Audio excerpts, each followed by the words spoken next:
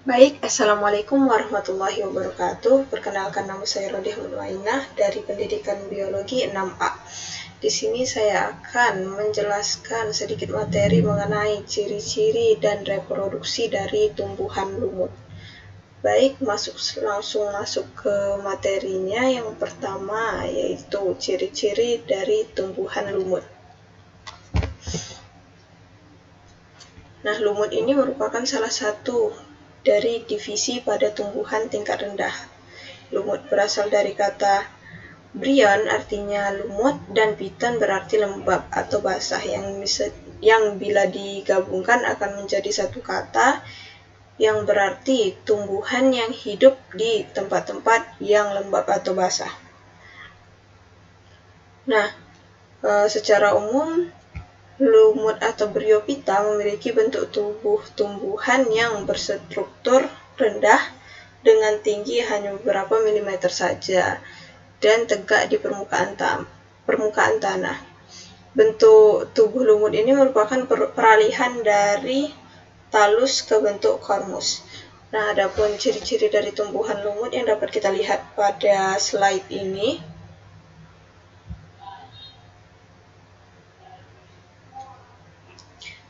Di sini ada 3 bagian utama. Yang pertama ada bagian kapsul, lalu ada bagian seta atau bagian tangkainya, dan ada bagian gametofit. Nah, dapat kita lihat di sini pada bagian kapsul dapat kita perjelas ini di bagian kapsul terdapat beberapa bagian.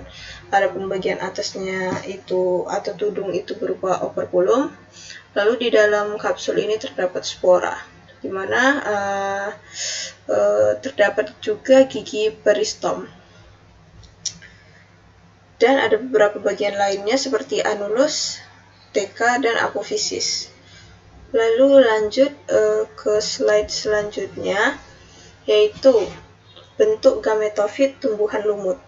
Nah, seperti yang kita ketahui, gametofit ini merupakan penghasil sel kelamin, di mana sel kelamin pada lumut ini terbagi menjadi dua, ada antheridium dan ada archegonium, di mana antheridium ini merupakan sel kelamin jantan dan sel kelamin betinanya bernama archegonium. Nah,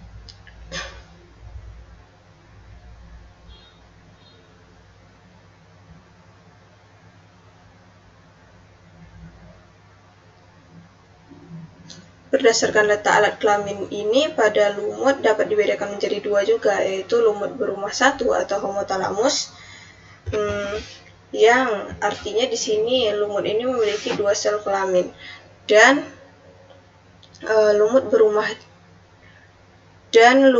berumah dua atau heterotalus.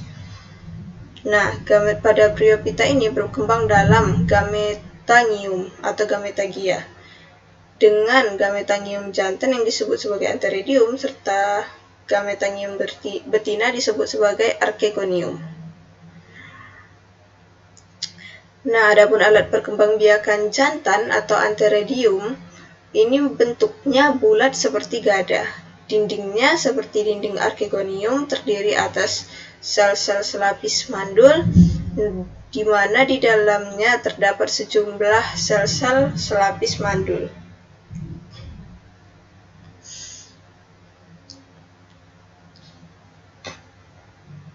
Nah, lalu pada archegonium atau gametangium betina ini bentuknya seperti botol dengan bagian lebar yang disebut perut, yang sempit disebut leher.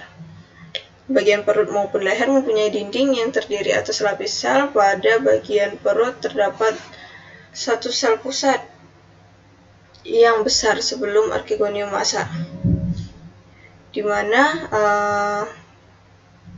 sel ini membelah menjadi sel telur, dan suatu sel terdapat pada pangkal leher yang dinamakan dengan saluran perut.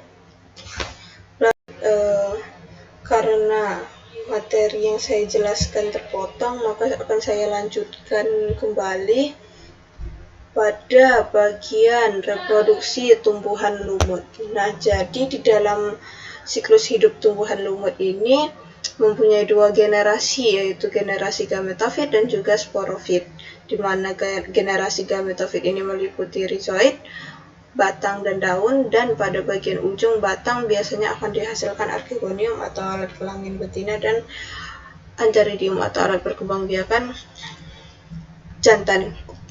Nah, apabila telah terjadi pembuahan, maka akan terbentuk yang namanya zigot yang membelah dan kemudian berkembang membentuk seta, kapsul, dan juga kaliptra yang disebut sebagai generasi sporofit. Lalu di dalam kapsul, sel-sel induk spora ini akan berpisah secara meiosis yang umumnya akan berasal dari tetrat spora haploid. Kemudian setelah matang, spora akan dilepaskan dari kapsul dan tersebar dengan bantuan angin. Spora yang jatuh pada media yang cocok, dia akan mengalami perkecambahan sehingga membentuk struktur yang disebut dengan protonema. Nah, protonema lumut akan berdiferensiasi menjadi video saya terpotong kembali, maka saya akan melanjutkan materi saya yang terputus tadi pada bagian reproduksi tumbuhan lumut. Di sini saya menjelaskan pada bagian